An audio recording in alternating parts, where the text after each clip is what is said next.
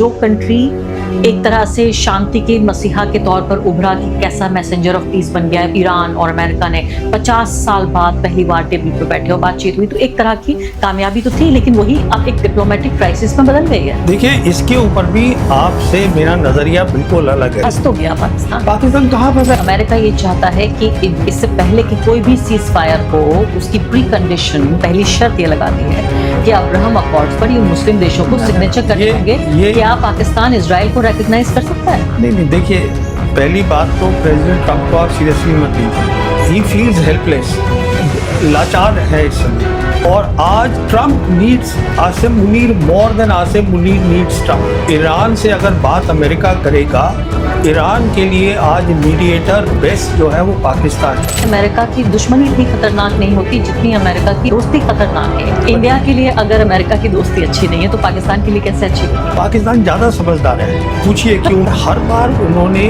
जब भी करी है बातचीत या दोस्ती करी है अमेरिका के साथ, पाकिस्तानी जीते हैं।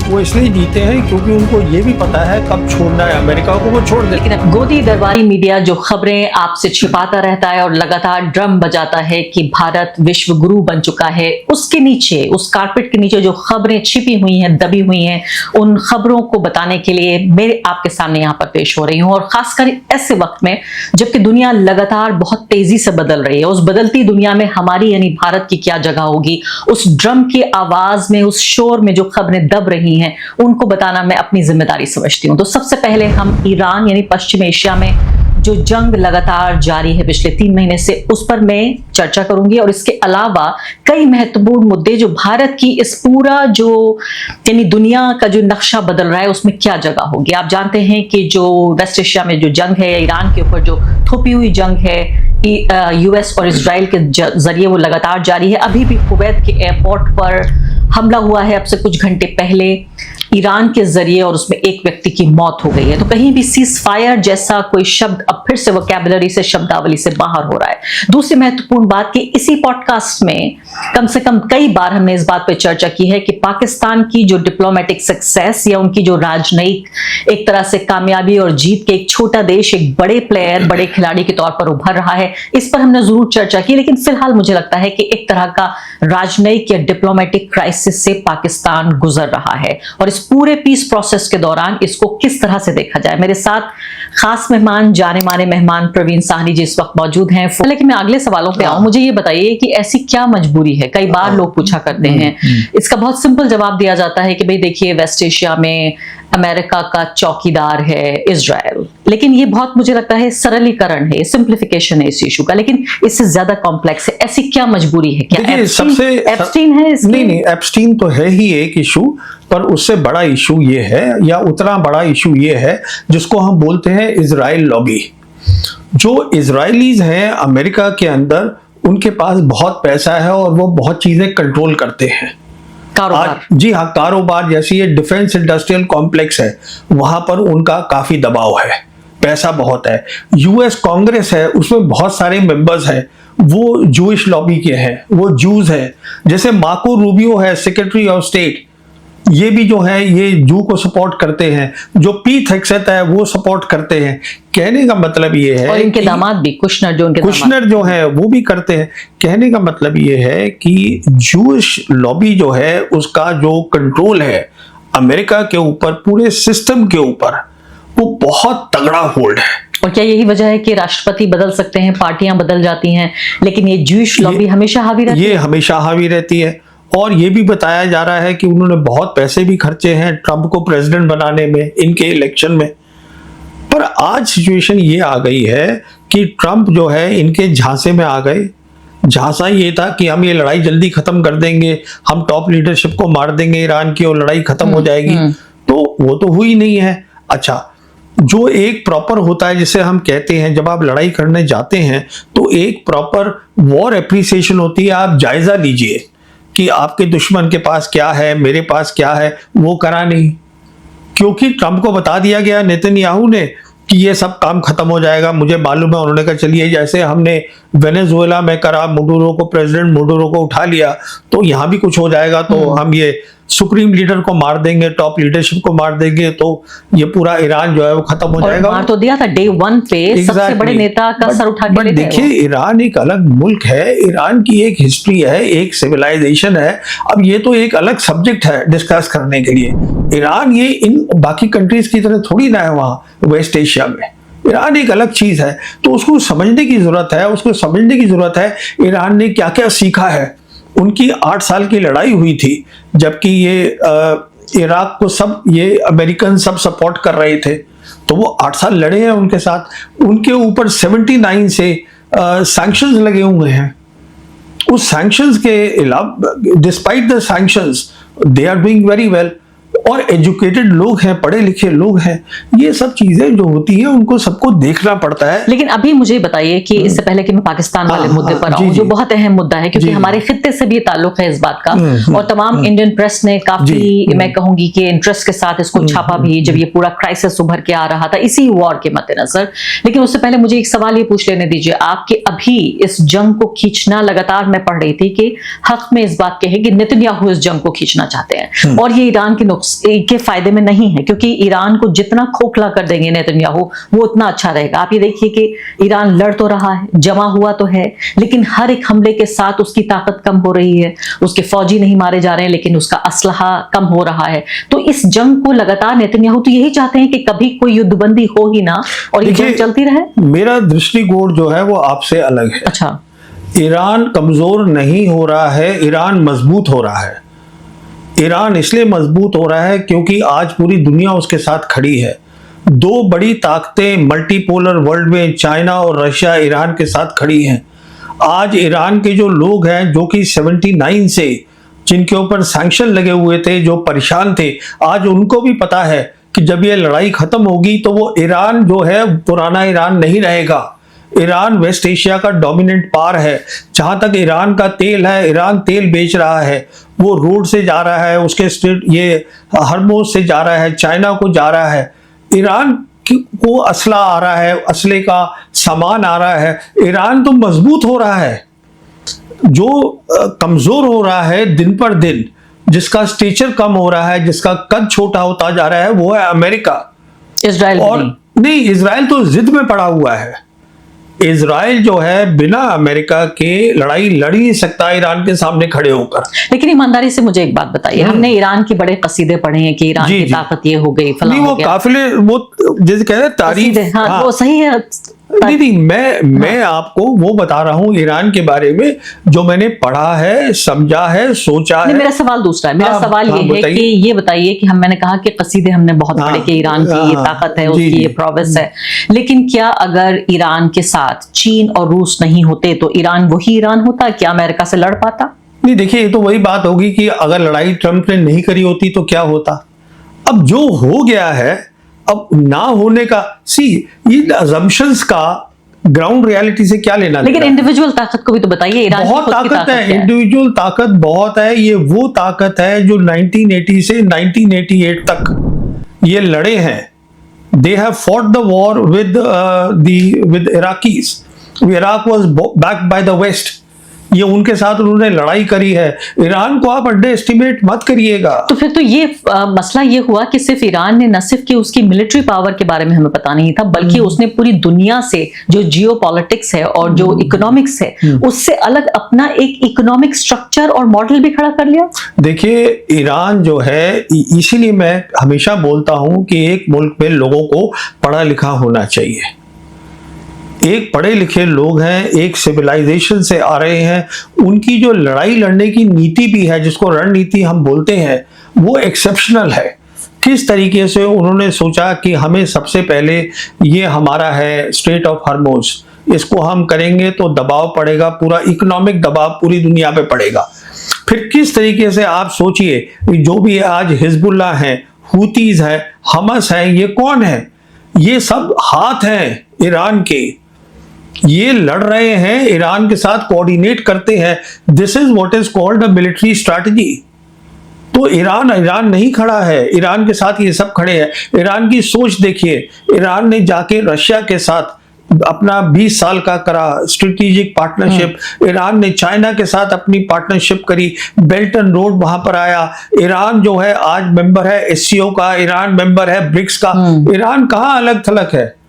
जो बोलते हैं कि Iran is isolated, everybody else is isolated. आज जो है हिंदुस्तान को छोड़ के और अमेरिका जो मजबूरी में है, एक मुल्क मुझे बता दीजिए जो इजराइल के साथ खड़ा है। एक मुल्क इजराइल के साथ नहीं खड़ा है। पूरा यूरोप भी खिलाफ हो गया है। अमेरिका में लोग खिलाफ हैं।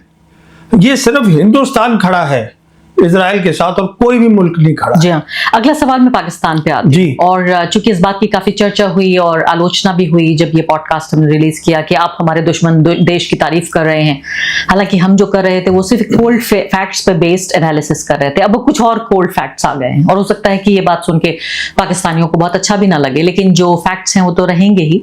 अभी की बात है ये 2 दिन पहले की, जब आसिम मुनीर और साथ ही उनके प्राइम मिनिस्टर शहबाज शरीफ दोनों सऊदी अरब गए। इसके अलावा उनके डेप्यूटी प्राइम मिनिस्टर को फौरन तलब किया गया अमेरिका जाने के लिए, वहां वो गए। ये सब कुछ एक डिप्लोमेटिक क्राइसिस के तौर पर उभर रहा है क्योंकि सीज फायर की इस पूरी कड़ी में अब्राहम अकॉर्ड्स पर सिग्नेचर चाहता है अमेरिका, पाकिस्तान से भी, दूसरे मुल्कों से भी जाता है, सऊदी अरब भी करे, बाकी लोग भी करें, जो कि पूरी तरीके से एंटी ईरान है अब्राहम अकॉर्ड्स। मैं उस पर भी आऊंगी कि उसका क्या रेलेवेंस है, लेकिन क्या आप इस डिप्लोमेटिक क्राइसिस को देख रहे हैं कि जो कंट्री एक तरह से शांति के मसीहा के तौर पर उभरा कि कैसा मैसेंजर ऑफ पीस बन गया है, पूरी दुनिया की सबसे बड़े नेता आकर टेबल पर बैठ के बातचीत कर रहे हैं। ईरान और अमेरिका ने 50 साल बाद पहली बार टेबल पर बैठे और बातचीत हुई, तो एक तरह की कामयाबी तो थी, लेकिन वही अब एक डिप्लोमेटिक क्राइसिस में बदल गई है। देखिए, इसके ऊपर भी आपसे मेरा नजरिया बिल्कुल अलग है। जैसे हम ईरान पे बात कर रहे थे, पाकिस्तान एक, अभी वो ईयू की फॉरेन मिनिस्टर थी वहां पर, पाकिस्तान आई थी कैलिस, उन्होंने कहा है that Pakistan is a regional major power. And how do you define the region? Region क्या है? रीजन आज ये 3 एरियाज हैं, Central Asian republics, West Asia, South Asia. और आज Trump needs Asim Munir more than Asim Munir needs Trump. आज जब अभी हुआ है शंग्रीला डायलॉग, जहां पर पीट हेग्सेट थे, ये सेक्रेटरी ऑफ वॉर अमेरिका के, उनसे एक सवाल पूछा गया हिंदुस्तान पाकिस्तान पे, तो उन्होंने कहा हम चाहते हैं कि हमारा दोनों के साथ है और हम दोनों को अलग अलग लेन्स में हम उनके साथ काम करना चाहते हैं। आज जो पाकिस्तान है, Pakistan is the established mediator for West Asia peace. अगर यहाँ पीस होगी, उसकी मीडिएशन होगी, जो अभी हम उस स्टेज पे पहुंचे ही नहीं है क्योंकि ये सीज फायर ही नहीं हो पा रहा है। अगर होगी तो फिर से पाकिस्तान होगा। पाकिस्तान का जो है, ये जितनी भी कंट्रीज हैं रीजन की, सबके साथ रिश्ता अच्छा है। लेकिन फंस तो गया पाकिस्तान। पाकिस्तान कहाँ फंसा है? फंस ये गया कि अमेरिका ये चाहता है कि इससे पहले कि कोई भी सीज फायर हो, उसकी प्री कंडीशन, पहली शर्त ये लगा दी है कि अब्राहम अकॉर्ड्स पर इन मुस्लिम देशों को सिग्नेचर करने होंगे। क्या पाकिस्तान इजराइल को रिकॉग्नाइज कर सकता है? नहीं, देखिए, पहली बात तो प्रेसिडेंट ट्रंप को आप सीरियसली मत लीजिए, पहली बात। दूसरी बात, प्रेसिडेंट ट्रंप जो है, क्या वर्ड होता है, ही फील्स हेल्पलेस, लाचार है इस समय। यू सी, मैं इसलिए ये बोल रहा हूं, जो अब्राहम अकॉर्ड है, पाकिस्तान का क्या रिस्पांस आया उसके ऊपर? हम नहीं करेंगे। नहीं, उन्होंने कहा कि हम तो इसको तभी कंसिडर करेंगे अगर स्टेट ऑफ पैलेस्टाइन पहले करोगे। और उन्होंने ये कहा कि जहां तक नेतन्याहू है, he is a terrorist. This is a strong response coming. फिर क्यों गए सऊदी अरब? इसलिए उन्होंने ये रिस्पॉन्स दिया because they know that America needs them. आज अमेरिका को, अगर देखिए, ईरान से अगर बात अमेरिका करेगा, ईरान के लिए आज मीडिएटर बेस्ट जो है वो पाकिस्तान है। Pakistan is acceptable to China, Pakistan is acceptable to Russia, इसलिए Pakistan is the best, is the only choice. लेकिन माना तो ये जाता है कि अमेरिका की दोस्ती उतनी खतरनाक, दुश्मनी इतनी खतरनाक नहीं होती जितनी अमेरिका की दोस्ती खतरनाक है। हेनरी किसिंजर ने ये बात कही थी और मैं जब एक पैनलिस्ट से बातचीत कर रही थी तो उन्होंने यही बात कही कि पाकिस्तान एक तरह के एक उलझन में फंस गया है कि वो दोस्त भी बनना चाहता है और जाहिर है IMF और वर्ल्ड बैंक इस सब पर आधारित है उनकी इकोनॉमी। जो आपने पहली बात कही हेनरी किसिंजर की, वो सही है। इसीलिए मैं बोलता हूं कि हिंदुस्तान जो जुड़ गया है एकदम इंडिया अमेरिका के साथ this is not a good policy. तो इंडिया के लिए अगर अमेरिका की दोस्ती अच्छी नहीं है तो पाकिस्तान के लिए कैसे अच्छी होगी? पाकिस्तान ज्यादा समझदार है। पूछिए क्यों, मैं भी बता बताइए ना, क्यों? बताइए क्यों? सुनिए बात को। देखिए, पाकिस्तान में जो एक अच्छी बात रही वो उनकी आर्मी रही। सुनिए इस बात को, जो पाकिस्तान के आर्मी चीफ हैं, जब पहली जंग हुई जम्मू कश्मीर की, जब सीज फायर लाइन बनी 1 जनवरी 1949 को सीज फायर लाइन बन गई, उसके बाद जो रिस्पॉन्सिबिलिटी हो गई जनरल हेडक्वार्टर्स की, वो ये हो गई कि हमें इंडिया के मुतालिक जो फॉरेन पॉलिसी है उसको हम ध्यान रखेंगे। We are responsible and we are also responsible for the security of Pakistan, because उस समय जो उनका कैपिटल था दैट वाज इन कराची।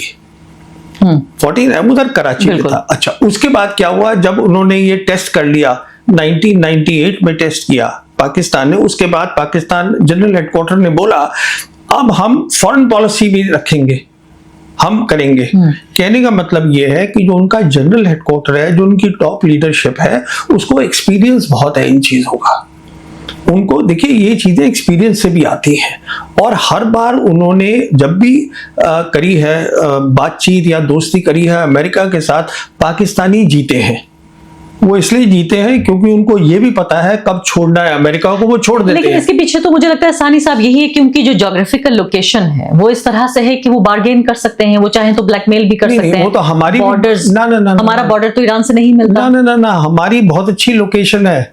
देखिए, आज से जब मोदी सरकार आई थी उस समय ये बात होती थी कि जो तीनों बड़ी ताकतें हैं, मल्टीपोलर वर्ल्ड बन गई थी तकरीबन, लोग मानते हैं 2017 में। उस समय मोदी सरकार थी यहाँ, उस समय सारा फोकस जो था वो इंडो पैसिफिक के ऊपर था, यूरेशिया पे नहीं था। अब यूरेशिया पे चला गया है।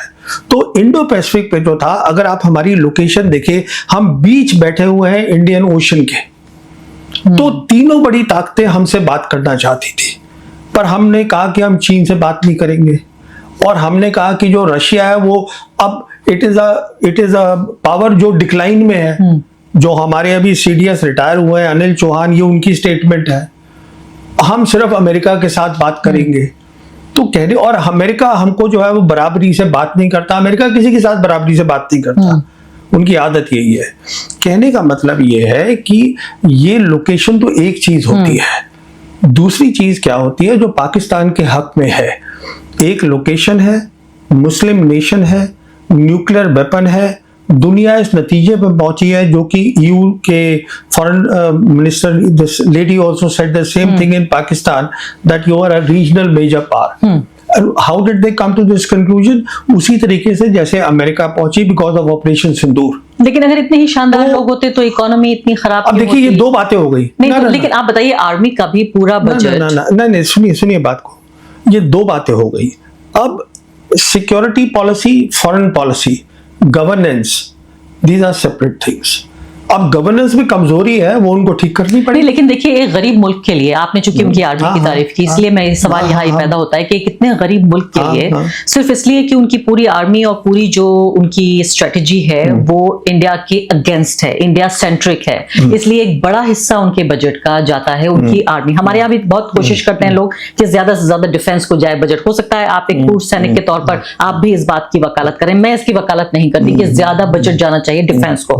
मुझे लगता है वो एजुकेशन में जाना चाहिए और दूसरे वेलफेयर के कामों में जाना चाहिए। लेकिन अगर यही आर्मी का ये पूरा कंट्रोल नहीं होता तो उनकी इकोनॉमी बेटर होती। क्यों वर्ल्ड बैंक, IMF और अमेरिका और साथ साथ सऊदी अरब, UAE, इन सब की डोनेशंस पे तो ये मुल्क, ये जो मुल्क है हमारा पड़ोसी मुल्क, ये डिपेंड करता है। तो इतने शानदार कैसे हो गए, इतने कामयाब कैसे हो गए? तो अब आप इसका जवाब सुनिए। जवाब इसका ये है, ये दोनों चीजें अहम होती है, देश की तरक्की, डेवलपमेंट, और आपकी सॉवरेन इंटीग्रिटी, कि आपके बॉर्डर सिक्योर हैं। अच्छा, अभी तक क्या होता था, जब यूनिपोलर वर्ल्ड था, तब ये सोच होती थी, सबकी होती थी कि आप ज्यादा पैसा जो है आप उस पे लगाइए सिक्योरिटी के ऊपर, फौज खड़ी करिएगा। अब एक जो नई सोच आ रही है, जिसका मैं बता रहा हूं न्यू वर्ल्ड ऑर्डर, इसमें एक नया कॉन्सेप्ट आ रहा है जो कि जिसको सपोर्ट कर रही है चाइना और रशिया, और जो शी जिनपिंग ने प्राइम मिनिस्टर मोदी को भी बताया था अक्टूबर 2019 में जब महाबलीपुरम में सेकंड इनफॉर्मल समिट हुई थी, उसको कहते हैं हम कलेक्टिव सिक्योरिटी। उसका मतलब ये होता है, मिसाल के तौर पर हमारे जो है प्रॉब्लम है, पाकिस्तान को और हिंदुस्तान को लाइन ऑफ कंट्रोल है, तो उसके लिए हमें क्या करना है, बातचीत करनी है। ये देखना है कि किस तरीके से हम उसको, जो हमारा डिफेंस है, उसको हम सिक्योरिटी में कन्वर्ट करें।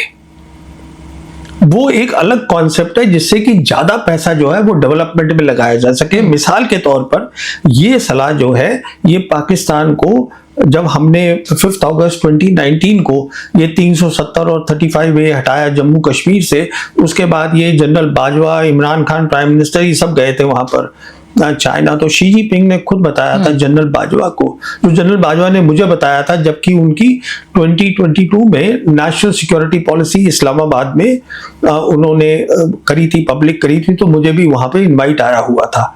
तो हाँ, मैंने उनसे खड़े खड़े ये बात करी थी, तो उनको ये बताया था शी जिनपिंग ने, जो उनकी मीटिंग हुई थी जनरल बाजवा की, आप ऐसा करिएगा, आप जो है कश्मीर इशू है, पर आपका बड़ा इशू होना चाहिए डेवलपमेंट, आप उस पर फोकस करिए। और उसको मिसाल दी उन्होंने कहा कि देखिए, हमने मकाऊ और हांगकांग के लिए 99 इयर्स और 104 साल जो है हमने वेट किया, हमने डेवलपमेंट पे रखा फोकस। इसीलिए आज पाकिस्तान आपसे कह रहा है बार बार कि हमसे बात करिएगा। चाइना कह रहा है कि आप बात करिएगा, वो इसलिए नहीं कह रहा है क्योंकि वो आपसे डर गया है, वो इसलिए कह रहा है बिकॉज इससे पूरे रीजन की तरक्की होगी। बिल्कुल। तो इसको हम बोलते हैं कलेक्टिव सिक्योरिटी, जो समझनी है, समझना होगा कि जंग का नहीं, शांति का वक्त है। हाँ, लेकिन मैं चूंकि अब डोमेस्टिक पॉलिटिक्स अगर देखने की आप कोशिश करें पाकिस्तान की, तो उसमें साफ तौर पे यही होता है कि भारत को डराकर, ज्यादा से ज्यादा भारत के नाम पर डराकर ज्यादा से ज्यादा फंड जो है वो शिफ्ट किया जाता है, मिलिट्री का पूरा टेक ओवर है, जो भी वहां गवर्नेंस का स्टाइल है, मैं तो उससे बिल्कुल सहमत नहीं हूं। और एक ऐसे व्यक्ति के तौर पर जो समझती है कि हमेशा सेना को सरकार के मातहत होना चाहिए, ना कि अदर वे अराउंड। तो ऐसे में मुझे ये बताइए कि ये डायलॉग मुमकिन कैसे है, क्योंकि जो वहां की डोमेस्टिक पॉलिटिक्स, हमारी डोमेस्टिक पॉलिटिक्स उस पर भी हम लगातार चर्चा करते हैं, लेकिन इनकी डोमेस्टिक पॉलिटिक्स पे चर्चा कर लेते हैं। वो भारत के नाम पर डरा कैसे पाएंगे अपनी आवाम को, इलेक्शन कैसे जीतेंगे अगर बातचीत शुरू हो जाएगी? बल्कि उनसे बात करना आसान है, मैं समझाता हूं कैसे आसान है। देखिए, इसमें ऐसा है कि आज जो है आर्मी चीफ जो है उनका, जो फील्ड मार्शल आसिम मुनीर है एंड द जनरल हेडक्वार्टर्स, वो उनकी सिक्योरिटी पॉलिसी भी कंट्रोल करते हैं, फॉरेन पॉलिसी भी कंट्रोल करते हैं। और जो उनका आज NSA है, वो DG ISI भी है। Lieutenant general Asim Malik NSA भी है और DG ISI भी है, दोनों रोल कर रहे हो। अच्छा, इसका मतलब कहने का ये हुआ कि he is that person who can take decisions कि हमें क्या बात करनी है। He is that one point single point person. अच्छा, अब आपका ये सवाल उठता है जो कई लोग यहाँ पे उठाते हैं कि अगर साहब शांति कर लेंगे तो फिर वो डरेंगे कैसे? देखिए भाई, है ना, आज जो है वो फॉरेन पॉलिसी में भी है। आज जो है अभी ये जो EU की जो आई थी the foreign minister of EU, उसकी रिपोर्ट आई है कि वो जनरल हेडक्वार्टर गई मिलने के लिए आसिम मुनीर से, because she also understands he is a important man, we need to meet him. So and even President Trump, he talks about my favorite field marshal, after that he says the prime minister. So कहने का मतलब ये नहीं है कि Asim Munir is there, he is he is the army chief, it is about the army chief.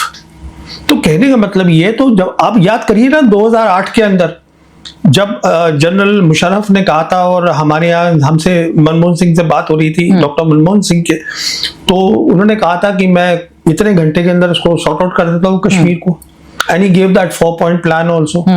और वो कर भी सकते थे, फिर वहां पे उनकी अपनी प्रॉब्लम्स हो गई, हमारे यहाँ भी कुछ प्रॉब्लम, क्योंकि सेंट्रलाइज्ड है वहां पावर, डेमोक्रेसी कम है, लॉयर्स की वो हो गई वहां। फिर ये भी है ना कि वहां कुछ लोग मिलकर सारा फैसला कर सकते हैं। देखिए, उनसे बातचीत करनी बहुत आसान है, क्योंकि उसमें ये नहीं है कि आपको उससे भी बात करनी है, उससे भी बात करनी है, इससे भी बात, आपको पता है किससे बात करनी है, पर हम बात करते नहीं है। आप इसको अच्छी चीज बता रहे हैं, मेरी नजर में ये बहुत अच्छी चीज नहीं है। मैं जो सेंट्रलाइज्ड पावर है मैं उसके खिलाफ नहीं, वो खैर हमारा ओपिनियन देखिए, last word let me say on this, see let me not comment, and I think nobody should comment on the governance of any other country.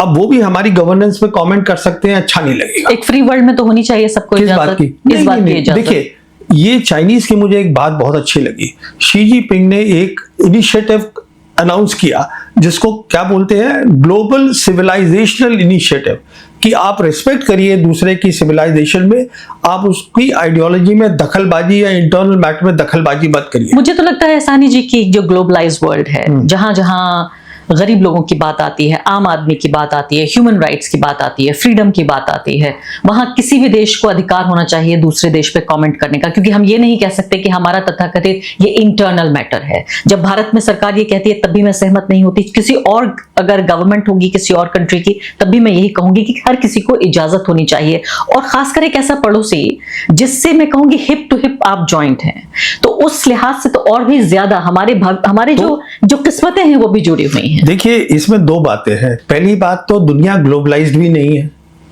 दुनिया ही तकसीम हो गई है।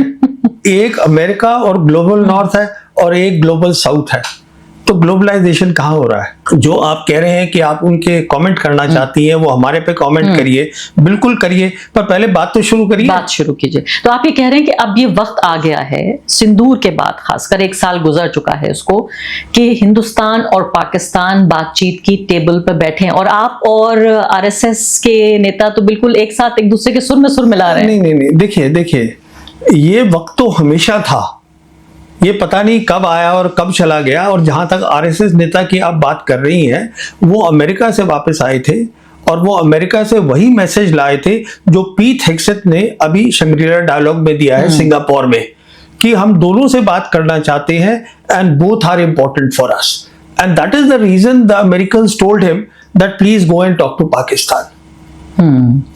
अब मैं अगले सवाल पे आ जाती हूँ कि आपका मैं ट्वीट पढ़ रही थी जिसमें आप यूरोपियन यूनियन के स्पोक्स पर्सन का जिक्र कर रहे थे कि पाकिस्तान को एक बेहतरीन जगह मिल रही है ज्योग्राफिकली, लेकिन अभी कुछ दिन पहले भारत में अमेरिका के विदेश मंत्री आए थे और उन्होंने कहा कि डोनाल्ड ट्रंप, जब उनसे सवाल पूछा गया, भारत को बहुत प्यार करते हैं, नरेंद्र मोदी जी को बहुत पसंद करते हैं, तो ऐसा नहीं है कि भारत के और अमेरिका के रिश्ते, बल्कि इस जंग में तो सबसे ज्यादा करीब आ चुके हैं भारत और अमेरिका। देखिए, जिनकी आप बात कर रही है ना, मार्को रूबियो की, वो अभी 48 आवर्स पहले वो यूएन सेनेट हेयरिंग में बैठे थे। वो आप देख लीजिए वीडियो, उसमें देखिए वो क्या कह रहे हैं वीडियो के अंदर, वो सुनने वाली बात है। He is there in the video and he is now praising Pakistan. नहीं, तो ये दोनों मुमकिन नहीं है। आपने तो मुझे बताया है, वही आपसे कह रहा कि मुमकिन है कि अमेरिका पाकिस्तान की भी तारीफ कर सके और भारत की भी। व्हाट यू सेड इनिशियली, देखिए what Henry Kissinger said, America is neither a good friend and it is dangerous as a rival. Okay? But वो था when the world was unipolar. आज जब दुनिया में आपके पास ऑप्शंस हैं, हमारे पास ऑप्शंस हैं, आज हम ग्लोबल साउथ की कंट्री हैं, हमारे पास ऑप्शंस हैं कि दूसरे देशों के साथ भी जा सकते हैं, कोई जरूरी नहीं कि अमेरिका से रशिया, चाइना, पाकिस्तान, ये West Asia, we have so much of option. यही भी तो काम हो रहा है यूरेशियन लैंडमास में। हम क्यों, हमें रशिया कह रहा है कि you partner with us, you be part of the Eurasian security architecture which was announced by President Putin in 2025, we are refusing to go there. The Russians हमें बता रहे हैं कि आप RIC को रिवाइव करिए। वो RIC is Russia, India, China. ये जो फोरम है, we can be the voice, collective voice of Global South, और ये जो है पिछले 5 साल से बंद पड़ी है। लास्ट ईयर 2020 में हुई थी रिवाइव, और वो भी कब हुई थी, वो भी मजेदार बात है, जबकि मोदी सरकार को गलवान के बाद घबराहट ये हो रही थी कि कहीं लड़ाई बढ़ ना जाए, तो हमने रशिया की मदद मांगी थी। और 10 सितंबर 2020 को RIC रिवाइव हुई थी मॉस्को में, जहां पे उनकी मौजूदगी में सर्गी लैवरोव की, जयशंकर और वांग यी ने जॉइंट स्टेटमेंट साइन करी थी कि हाँ, हम इस तरीके से पीस करेंगे। पर हम उसको कर नहीं रहे हैं। क्यों नहीं कर रहे हैं RIC में रिवाइव? क्योंकि हम चीन से कंपटीशन में हैं, जहां आपका कंपटीशन है ही नहीं, जहां कोलैबोरेशन होना चाहिए, जहां सहयोग होना चाहिए। सहयोग, देखिए ऐसा है, विन विन कोऑपरेशन। हम दोनों का गैप बहुत है हर चीज में, पर हम फिर भी काम कर सकते हैं एक साथ, देखकर क्या चीजें हैं जिससे हमें फायदा हो सकता है, वो हमसे बात कर। देखिए, जब तक आप बात नहीं करेंगे तो बात आगे कैसे बढ़ेगी? क्योंकि आपने ये भी खबर पढ़ी होगी कि अब दोबारा जो है वो टैरिफ लगाने की बात हो रही है। अब देखिए, ये देख लीजिए, आप वो अभी बोल रही थी कि वो क्या कहते हैं, बहुत प्यार करते हैं और अभी हमारा भी नाम उन कंट्रीज के अंदर है जो फोर्स्ड लेबर जो है वो करवा रहे हैं और टैरिफ जो है 15% मेरे ख्याल में उस पर। लेकिन जब उनकी कोर्ट ने इसको ऑलरेडी धराशायी कर दिया है कि इनको अधिकार ही नहीं है राष्ट्रपति को, तो अब ये क्या? नहीं, देखिए, president Trump can do anything. President Trump is not, देखिए अच्छा नहीं लगता है बोलते हुए मेरे को, but the reality is president Trump is not a reliable man. और ये बात तो हिंदुस्तान की सरकार को भी पता है ना, अगर मुझे पता है तो उनको भी पता है, तो क्यों हम उनके साथ। मैं आपको बता रहा हूं, अगर आज हम खड़े हो जाएं, हम में आज भी ताकत है, आज भी हम में, अगर हम कहें कि हम नहीं गिरेंगे वहां जाके, तो वो आएंगे हमारे पास। उनको जरूरत है हमारी, क्योंकि हम एक बड़ी मार्केट है, या क्या वजह है? मार्केट भारत के पास, जैसे हमने भी पाकिस्तान का जिक्र किया, भारत की सेलेबिलिटी क्या है? भारत के पास क्या है? बहुत है, हमारे पास मार्केट है। पहली बात, हमारे पास इंग्लिश स्पीकिंग पीपल है, इतनी बड़ी हमारे पास है। दूसरा, हमारे पास जियोग्राफी है बहुत बड़ी, यूरेशिया में सब कुछ हो रहा है, देखिए ना, और स्किल्ड मैन पावर। और फिर हमारी स्किल्ड तो खैर मैं जानता नहीं हूँ कितनी स्किल्ड है, पर यह है कि हमारे यहाँ मेहनती बच्चे हैं। वही बच्चे जो हैं हमारे यंग बॉयज एंड गर्ल्स, जब ये अमेरिका जाते हैं, they are managing big, they are big position. इसी को मैं स्किल कह रही हूँ कि जिस स्किल की कदर हम यहाँ नहीं करते। आप देखिए पूरे अमेरिका में कैसे कंधों पे भारतीयों ने उठा रखा है पूरे आईटी सेक्टर को। देखिए, हम लोग बहुत कुछ कर सकते हैं अगर सरकार चाहे तो। जब तक सरकार नहीं मदद करेगी, अगर सरकार बोलती रहेगी, रेवड़ी बोलते हैं, आप क्या बोलते हैं उसको? रेवड़ी। हाँ, कि हम रेवड़ी 80 करोड़ को दे दी, रेवड़ी दे दी, तो मतलब how is the nation progress?